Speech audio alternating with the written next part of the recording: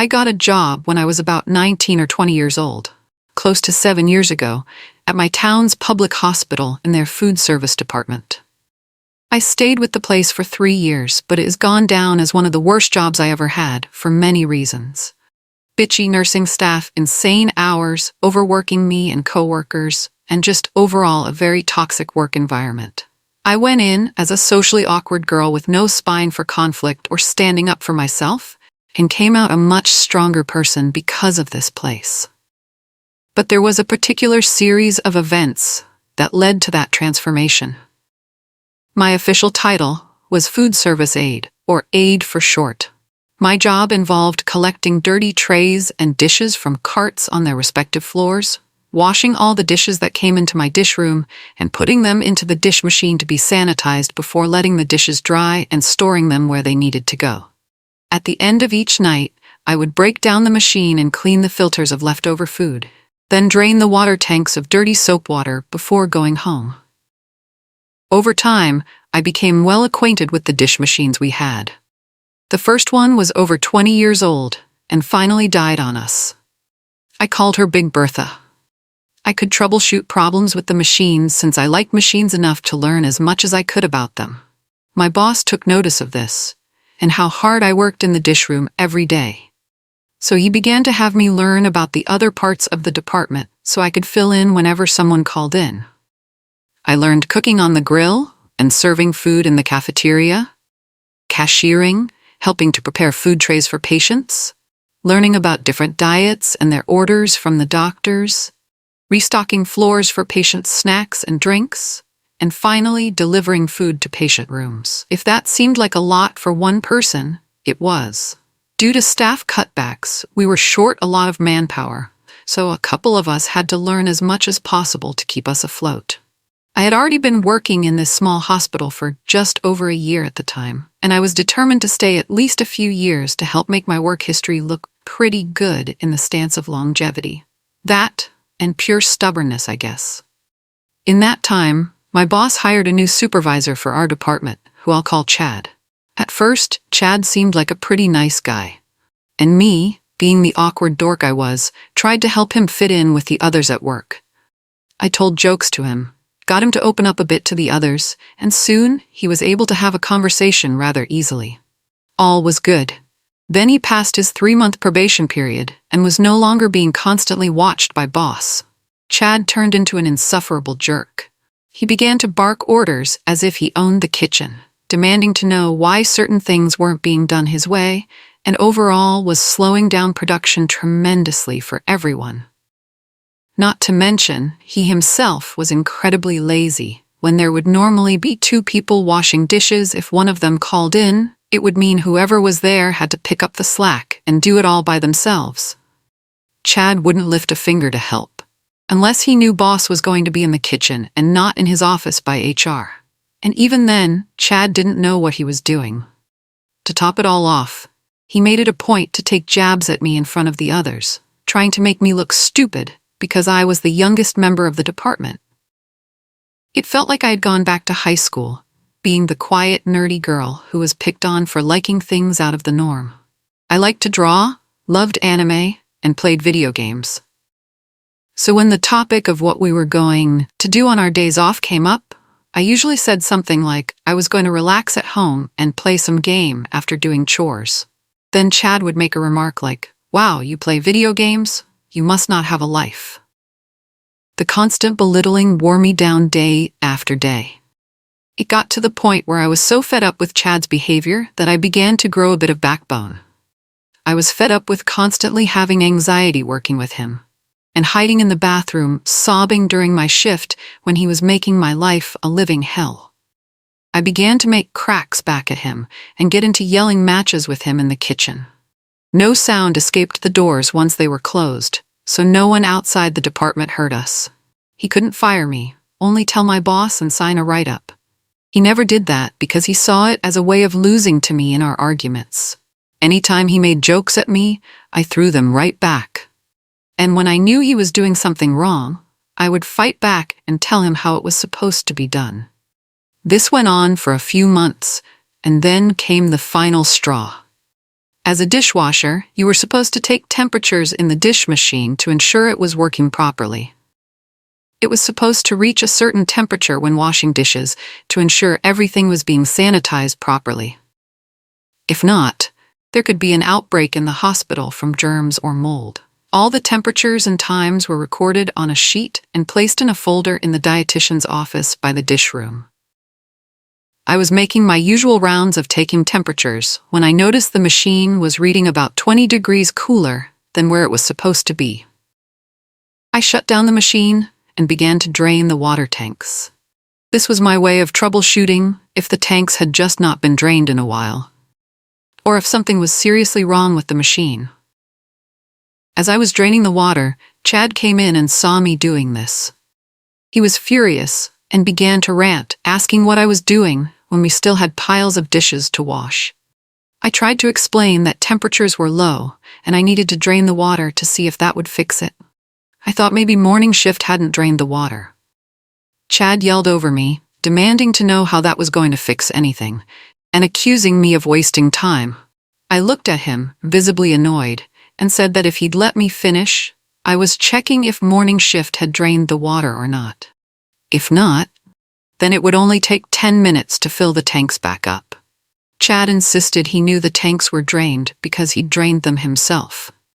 I got up and looked him in the eye, knowing he was lying since he always asked me to take care of the machine at closing.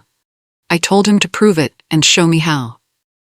He was about to yell again when my coworker Dean in the diet office peered into the dish room. Chad's face turned red and he gave me a death glare before storming off. I continued to work on the machine, and once the tanks refilled, I initialed all of my temperatures and times on the sheet before returning it back in the office. The day went by, and after a hellish time on the floors serving patients, I was in the middle of my cleaning duties with the cook and Dean. I got called by Chad, saying that boss wanted to talk to us. So after making sure the dish machine was cleaned, I walked with him to boss's office. There, boss began to tell me that Chad had given him evidence that I was slacking on my duties and that I was not taking temperatures like I was supposed to for the dish machine. He said that thankfully, Chad took the temperatures.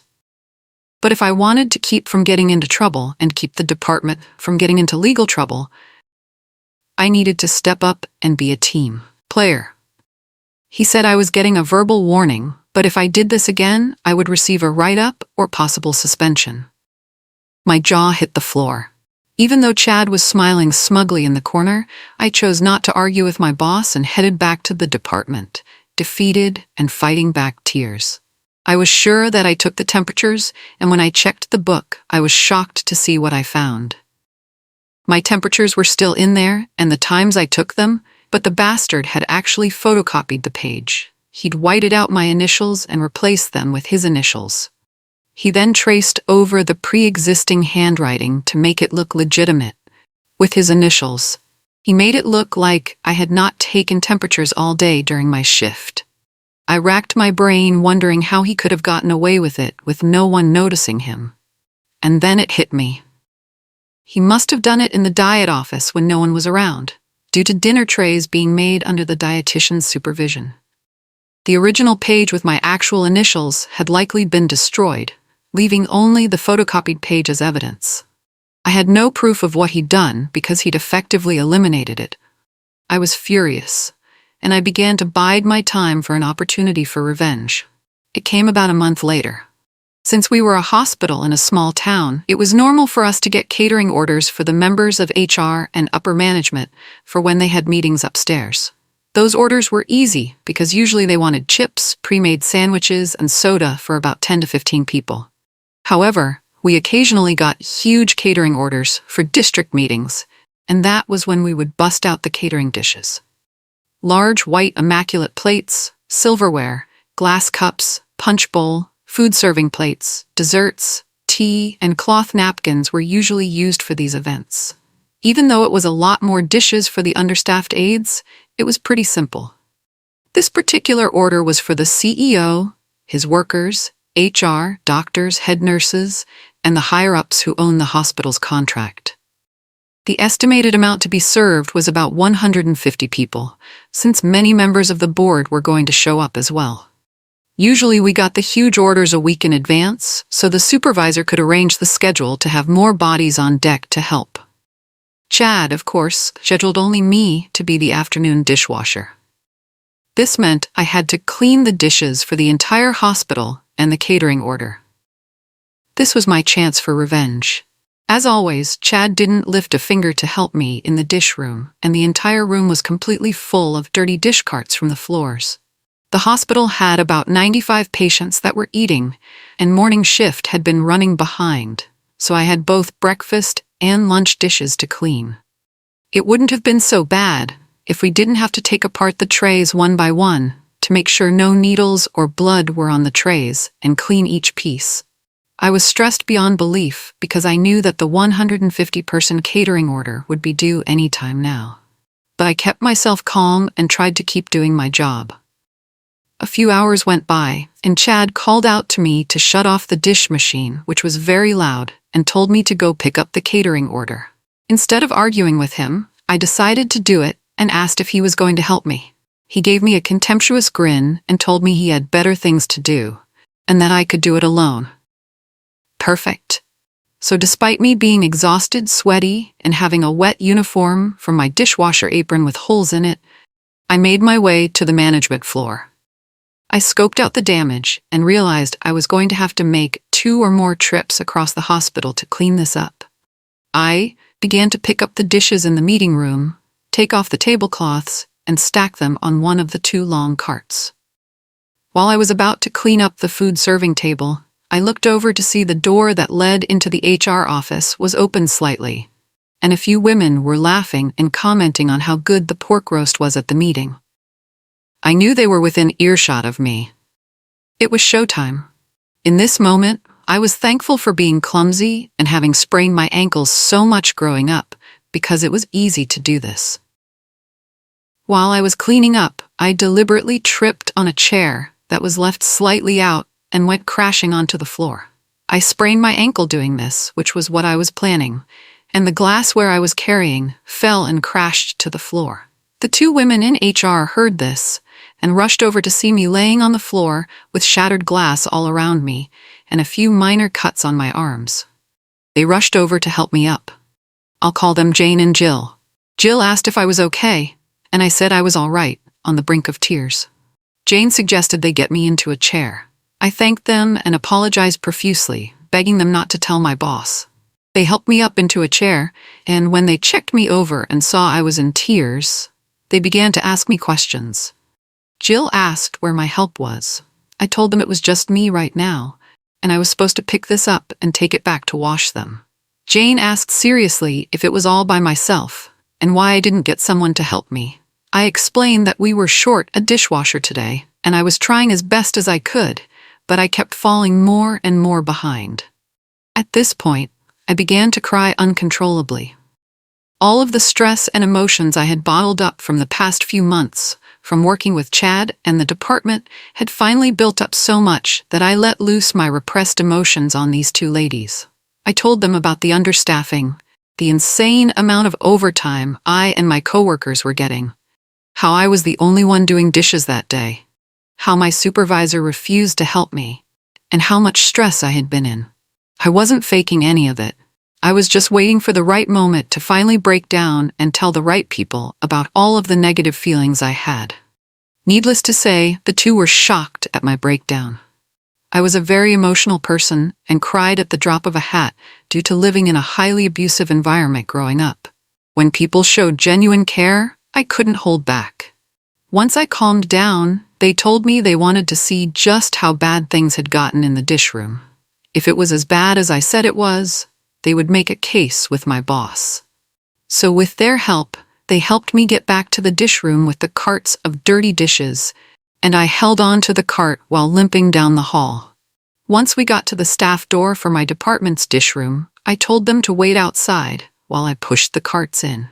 Confused, they complied and stayed close to the wall, waiting to see what happened next. I slipped into the dish room with the carts like nothing happened, and Chad came in and glared at me.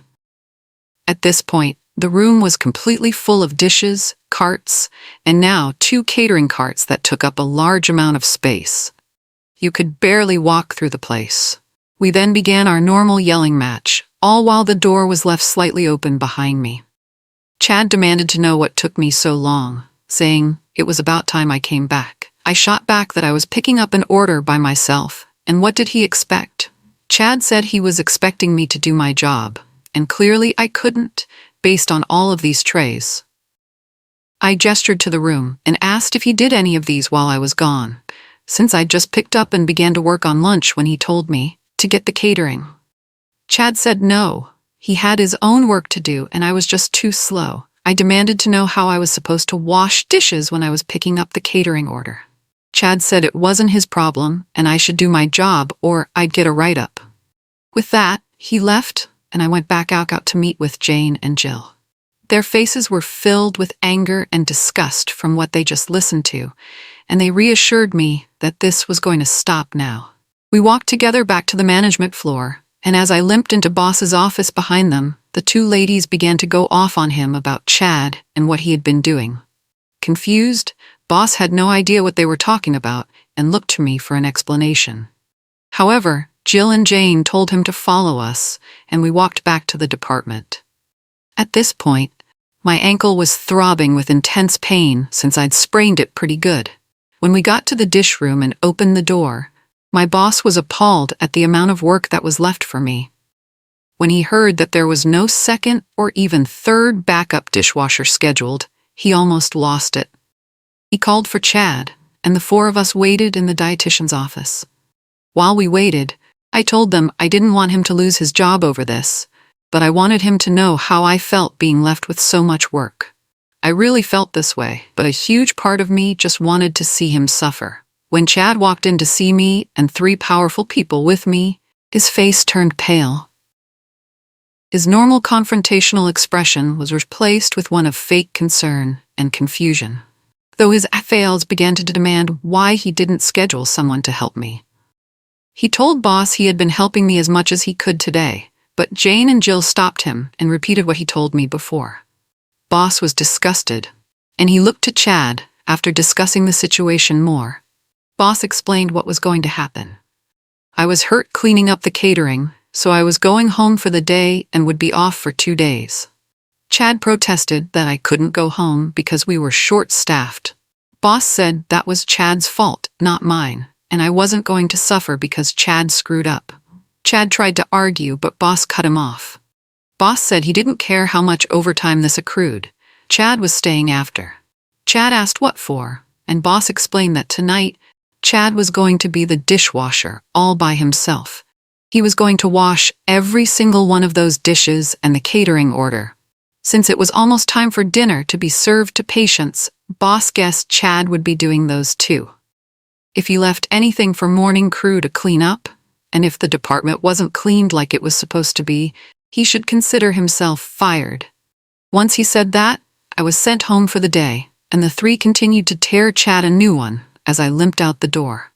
When I got back to my car, I was smiling so much that my cheeks were hurting all the way back to my house.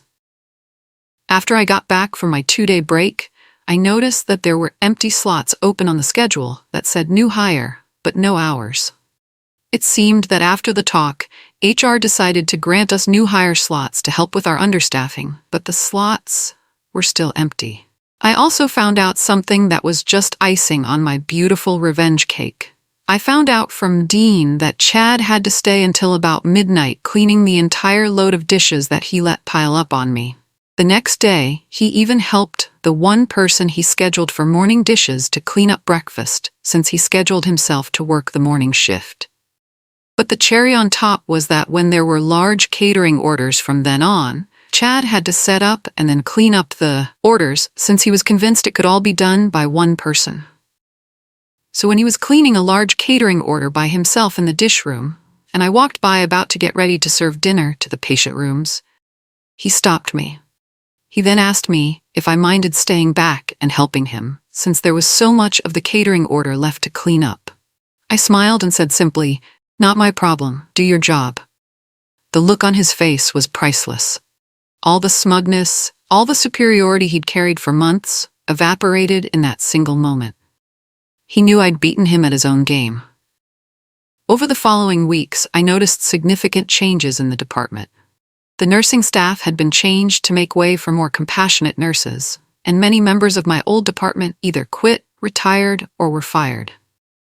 The toxic atmosphere began to slowly dissipate. Chad only stayed for maybe 8 weeks at most after this incident before he moved back to his old town and old job. Apparently, the humiliation of being dressed down by HR and having to do the work he'd always claimed was beneath him was too much for his ego to handle. The food service department was eventually taken over by another contracted company who, from what I heard, was much more compassionate and had a lot more staff members to help. My friends who were still working there told me that it was much better and a happier place to be at. Looking back on the entire experience, I realized that while I went into that hospital as a socially awkward girl with no spine for conflict, I came out a much stronger person. The constant belittling and harassment from Chad had forced me to develop a backbone, to learn how to stand up for myself, to understand when to pick my battles, and when to strategically plan my revenge. The experience taught me valuable lessons about workplace dynamics, about documentation, and about how to use the system to protect yourself when you're being mistreated. I learned that sometimes the best revenge isn't immediate confrontation, but patient, strategic planning. I learned that emotional vulnerability, when deployed at the right moment with the right people, could be more powerful than any angry outburst. Most importantly, I learned that there were people in positions of power who genuinely cared about employee welfare, like Jane and Jill from HR. They could have dismissed my breakdown as the dramatics of a young, inexperienced worker. Instead, they listened, they investigated, and they took action. That restored some of my faith in humanity and in workplace hierarchies. The 3 years I spent at that hospital were formative in ways I couldn't have anticipated. Yes, it was one of the worst jobs I ever had, with its toxic environment, insane hours, and constant understaffing. But it was also where I learned to advocate for myself, where I discovered my own strength, and where I learned that standing up to bullies, even those with authority over you, was not only possible, but necessary. Chad had tried to break me down, to make me feel small and incompetent, to use his position of power to intimidate and belittle me. In the end, he'd only made me stronger, and I'd made sure he paid for every insult, every snide comment, every time he'd left me drowning in work while he did nothing. The memory of his face, when boss told him he'd be washing dishes until midnight, still brings me satisfaction years later.